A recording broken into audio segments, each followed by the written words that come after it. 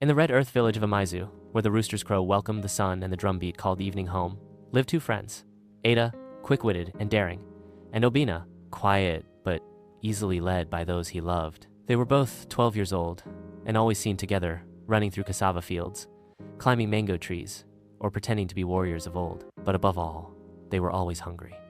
Their families were poor, and often they went to bed with empty stomachs. One dry season afternoon, the village square was nearly empty, the adults off at the river festival. Ada and Obina sat under the udala tree, watching flies buzz around their bare feet. "My stomach is dancing," Ada complained, clutching it. Obina nodded. "I haven't eaten since morning." Ada's eyes flicked toward the yam barn of Panwosu, the village's oldest and wealthiest farmer. His yams were stacked high like hills, tied in bundles, guarded only by silence and dust. "No one is around," Ada whispered. "Let's take just one. Only one. He won't notice." Obina hesitated. His mother had always warned, "A thief feeds today, but starves in spirit." Still, his hunger gnawed louder than his conscience. So they crept behind the barn.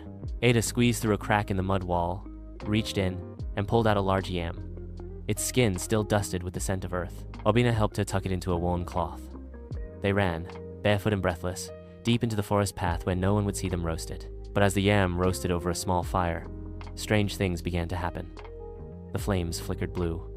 The smoke curled like fingers. And then came a voice low, deep and old like the forest itself. "Yam that is not yours will not feed you." Ada jumped. "Did you hear that?" Obina stared at the yam, which now smoked black and shriveled in the fire, untouched by flame. No matter how they turned it, it would not cook. Fear gripped them. They dropped the yam and ran back to the village. The streets were still quiet, but when they reached Ada's compound, her grandmother stood waiting. And in Obina's home, his mother's eyes were wet with disappointment. "I don't know how," Obina whispered later. But they knew. That night, Ada couldn't sleep. The yam shape haunted her, dreams twisting, whispering. Obina, too, was restless, his guilt heavier than any hunger. At dawn, they returned to Panwosu's barn, carrying a new yam they had begged for by working in the market. They placed it gently where the stolen one had been. As they turned to leave, Panwosu appeared. "I knew it was you," he said, his voice not angry, but tired. "I was once a hungry child too." Ada lowered her head. "We're sorry." Panwosu nodded. "Let hunger teach you resilience, not dishonor. Come tomorrow. If you want to work, there is food." From that day forward, Ada and Obina helped on the farm.